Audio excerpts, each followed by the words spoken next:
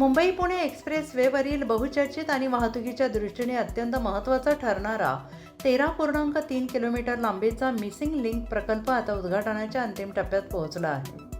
पुणे जिल्ह्यातील औंढे गावाजवळ उभारण्यात आलेल्या या महत्त्वाकांक्षी प्रकल्पामुळे एक्सप्रेस वेवरील प्रवास अधिक वेगवान, सुरक्षित आणि वेळ वाचवणारा ठरणार आहे. विशेष म्हणजे कामगार दिनाच्या पार्श्वभूमीवर 1 मे रोजी हा प्रकल्प वाहतुकीसाठी खुला करण्याची तयारी अंतिम टप्प्यात आली असून प्रशासनाने जोरदार हालचाली सुरू केल्या आहेत.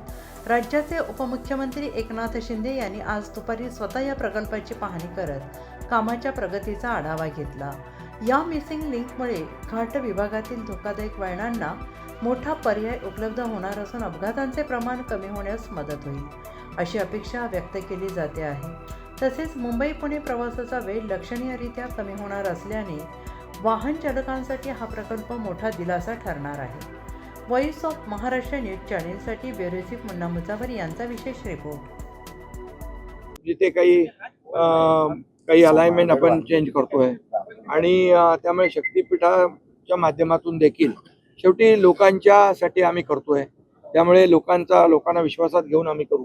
परंतु तो देखील महाराष्ट्राला वरदान ठरणार आहे, कारण तो देखील विदर्भातल्या, मराठवाड्यातल्या या सगळ्या जिल्ह्यांमधून तो जातोय आणि त्यामुळे अशा प्रकारचे जे महामार्ग आहेत, ॲक्सेस कंट्रोल रोड, ते फार मोठ्या प्रमाणावर जनतेला दिलासा देणार आहेत.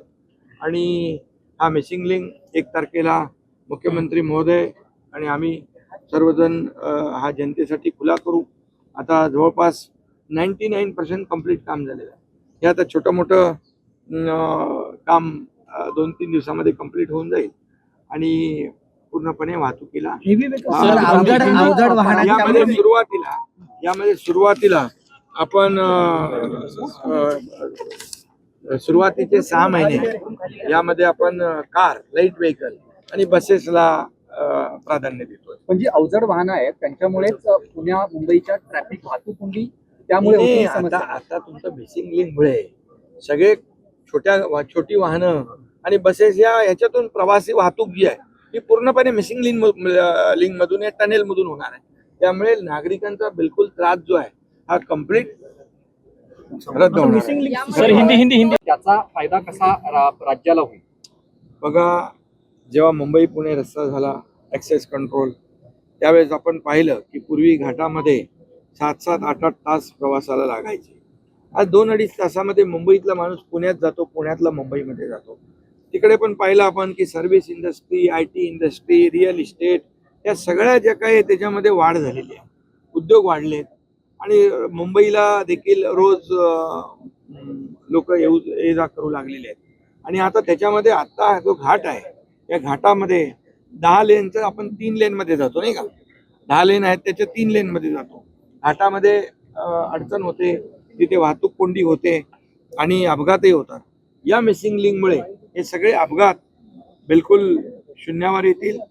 मी पुन्हा एकदा सांगतो, या मिसिंग लिंकमुळे अपघात बिलकुल होणार नाहीत, कारण घाट सेक्शन पूर्ण अवॉइड होईल, इंधन मध्ये बचत होईल, वेळेमध्ये बचत होईल आणि प्रदूषणामध्ये देखील प्रदूषण कमी होईल.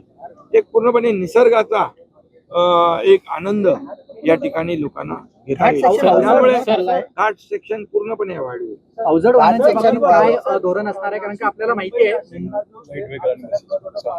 तो देखील आपण समजुतीमध्ये एक घाट सेक्शन देखील वगळलं, तर मुंबई पुण्याचं घाट सेक्शन देखील वगळलेलं आहे.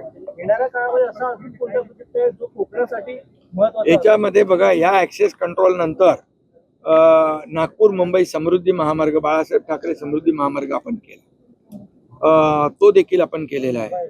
आणि आता ॲक्सेस कंट्रोल जो मुंबई सिंधुदुर्ग, तो आपण या ठिकाणी करतोय. सिंधुदुर्गामध्ये त्याचेही बहुतेक सगळे DPR आणि सगळ्या गोष्टी झालेल्या आहेत. त्याचबरोबर सिंधुदुर्गाचा कोकणातला कोस्टल रोड आपण करतोय, वसई विरार मल्टीमॉडल कॉरिडॉर आपण करतोय. त्यामुळे कोकण आणि हे अलिबाग हे सगळं त्यामुळे जवळ येणार आहे. आणि त्यामुळे ॲक्सेस कंट्रोल रोड महाराष्ट्रामध्ये कुठल्याही कोपऱ्यातून कुठल्याही कोपऱ्यात जाता आलं पाहिजे 7 ते 8 तासामध्ये, अशा प्रकारचं ॲक्सेस कंट्रोल ग्रीड या ठिकाणी आपलं सरकार करेल. आणि त्यामुळे मोठ्या प्रमाणावर कनेक्टिव्हिटी महत्त्वाची आहे. जलद वाहतूक ज्या राज्यामध्ये कनेक्टिव्हिटी महत्त्वाची जी असते आणि ज्याचे रस्ते आणि दळणवळण यंत्रणा सक्षम असते त्या राज्याची प्रगती भरभराट वेगाने होत असते. हा अनुभव आहे आपल्याला. त्यामुळे अशा प्रकारचे रस्ते फक्त रस्ते नाही आहेत, पूर्णपणे इकॉनॉमी ला गेम चेंजर ठरणारी आहेत आणि म्हणून अर्थव्यवस्थेला चालना देणारे अशा प्रकारचे प्रकल्प जे आहेत हे राज्याला आणि जनतेला फायदेशीर आहे. आणि वायाडक्ट यामध्ये हा जो टनेल आहे तो जगातला सगळ्यात रुंद टनेल इथं होतोय. 4+4 आणि एक लेन आहे ती इमर्जन्सी लेन आहे. आणि वायाडक्ट पण जो आहे तो भारतातला सगळ्यात उंच 182 मीटरचा आहे. त्यामुळे खऱ्या अर्थाने एक जर आपण पाहिलं तर हा एक आपण म्हणू तंत्रज्ञानाचा चमत्कार म्हणू आपण, इंजिनिअरिंग मार्वल, की अशा परिस्थितीमध्ये तिकडे जी व्हॅली आहे त्या टायगर व्हॅली ना, टायगर व्हॅलीमध्ये 182 मीटरचा उंच असा वायाडक्ट आहे. तिथे 70 किलोमीटरपेक्षा जास्ती वेगाने वारे वाहतात. तिथे पूर्णपणे धुकं असतं, पाऊस असतं, वादळ वारा असतो. अशा परिस्थितीमध्ये हा चॅलेंजिंग हा प्रकल्प आहे.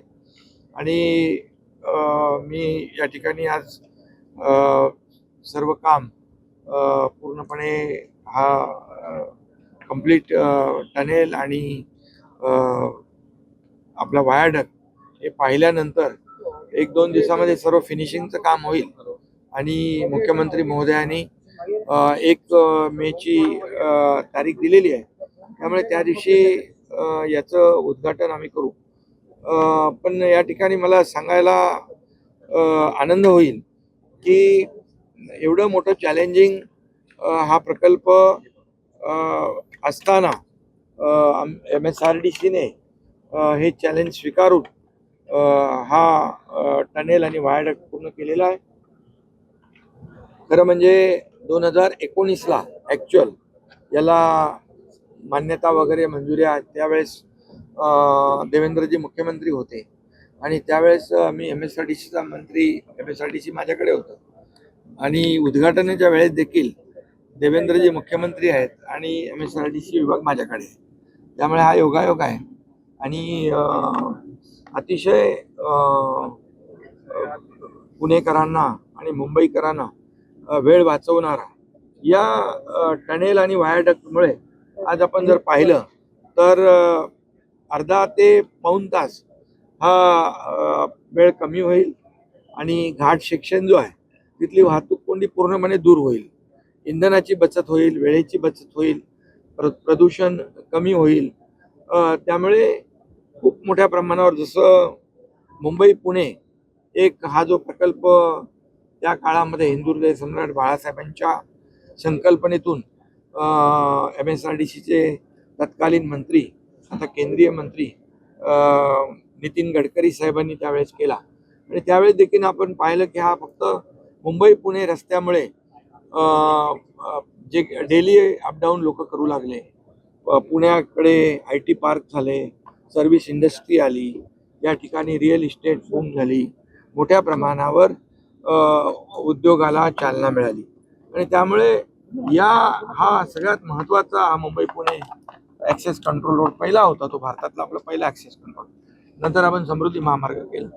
पण या टनेलमुळे पूर्णपणे अपघात कमी होऊन जातील, वेळ वाचेल, इंधन वाचेल, प्रदूषण कमी होईल आणि मुंबई पुणे हे प्रवास जो आहे हा अतिशय सुसाट होईल आणि लोकांना सोयीचं होईल.